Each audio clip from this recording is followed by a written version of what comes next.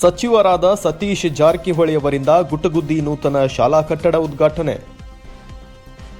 ಬೆಳಗಾವಿ ಜಿಲ್ಲೆ ಯಮಕನಮರಡಿ ಮತಕ್ಷೇತ್ರದ ಗುಟಗುದ್ದಿ ಗ್ರಾಮದ ನೂತನ ಸರ್ಕಾರಿ ಪ್ರೌಢಶಾಲೆ ಉದ್ಘಾಟನೆ ಸಮಾರಂಭವನ್ನು ಲೋಕೋಪಯೋಗಿ ಇಲಾಖೆ ಸಚಿವರು ಹಾಗೂ ಜಿಲ್ಲಾ ಉಸ್ತುವಾರಿ ಸಚಿವರಾದ ಸತೀಶ್ ಜಾರಕಿಹೊಳಿ ಅವರು ದಿನಾಂಕ 31 ಜನವರಿ 2026ರಂದು ನೆರವೇರಿಸಿದರು.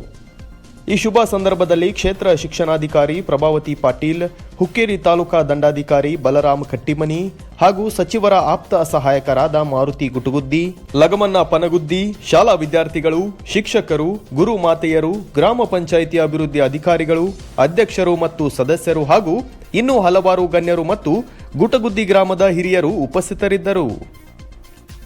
ವರದಿ ನಿರಂಜನ್ ಶಿರೂರ್, ಶ್ರೇಯಾ ನ್ಯೂಸ್ ಕನ್ನಡ, ಯಮಕನಮರಡಿ.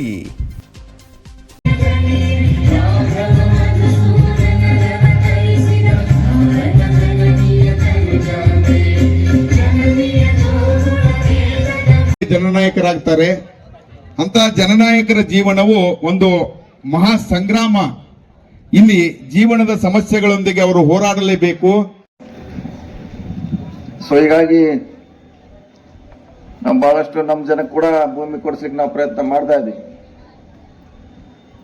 ಆದರೆ ಅದು ಇನ್ನೂ ಆಗ್ತಾ ಇಲ್ಲ. ಬಹಳಷ್ಟು ಜನಕ್ಕೆ ಕೊಡಿಸಿದ್ವಿ, ಇನ್ನೂ ಬಹಳಷ್ಟು ಜನಕ್ಕೆ ಕೊಡಿಸ್ಬೇಕಾಗಿದೆ. ಸೊ ಈಗಾಗಲೇ ರಸ್ತೆ ಅತಿ ಉತ್ತಮವಾದ ರಸ್ತೆ ಇದೆ,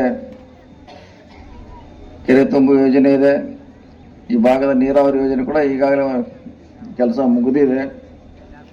ಸೊ ಅವ್ನು ಮಾಡುವಂಥ ಪ್ರಯತ್ನ ಮಾಡ್ತೀವಿ, ಮುಂದೆ ಕೂಡ ಮಾಡುವಂಥ ಪ್ರಾಮಾಣಿಕ ಪ್ರಯತ್ನ ಅಂತ ಮಾಡೇ ಮಾಡ್ತೀವಿ. ಜೊತೆಗೆ ಈ ಸಾರಿ ನಮ್ಮ ಇಲಾಖೆಯಿಂದ ಕಳೆದ ವರ್ಷ ಹುಕ್ಕೇರಿ ತಾಲೂಕಿನ ನಮ್ಮ ಸರ್ಕಾರಿ ಶಾಲೆಗಳನ್ನು ಸುಮಾರು 50 ಶಾಲೆಗಳನ್ನು ಕೊಠಡಿ ಕೊಟ್ಟಿದ್ವಿ ನಾವು. 50 ಒಂದೇ ಏಕಕಾಲಕ್ಕೆ 50 ಬಸಾಪುರ ಶಾಲೆ ನೋಡಿರ್ಬೋದು, ನೀವೆಲ್ಲ ಬರ್ತಾ ದಾಟ್ತಿರ್ತೀರ. ಅಲ್ಲೇ ಬಸಾಪುರ ಶಾಲೆ, ಈ ಕಡೆ ಕರಿಕಟ್ಟಿ ಎಲ್ಲೆಲ್ಲಿ ಕೊಟ್ಟಪ್ಪ ಮಾಸ್ತರ,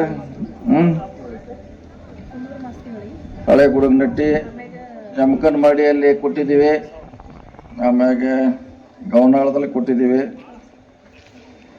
ಮಸರಗುಪ್ಪಿ, ಗುಂಚನಮರಡಿ, ಕರಿಕಟ್ಟಿ, ದಾದಮಾನಟ್ಟಿ, ಎಲ್ಲಿದೆ ಬನ್ನಿಬಾಗಿ, ಪರಕನಟ್ಟಿ, ಮಾಸ್ತಿಹೊಳಿ, ಇವೆಲ್ಲ ನಮ್ಮ ಸರ್ಕಾರಿ ಅಲ್ದಾಳ್, ಬೋಳ್ಶನಟ್ಟಿ, ಕೊಚ್ಚರಿ ಹೋಗ್ಬೋದು ಸರ್ಕಾರ ಮಾಡಿದ್ರೆ.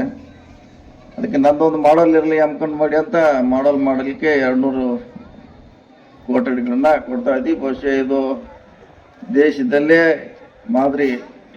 ಎಲ್ಲೂ ಈ ದೇಶದಲ್ಲಿ ಯಾರೂ ಇಷ್ಟು ಕೊಡಕ್ಕೆ ಸಾಧ್ಯ ಇಲ್ಲ.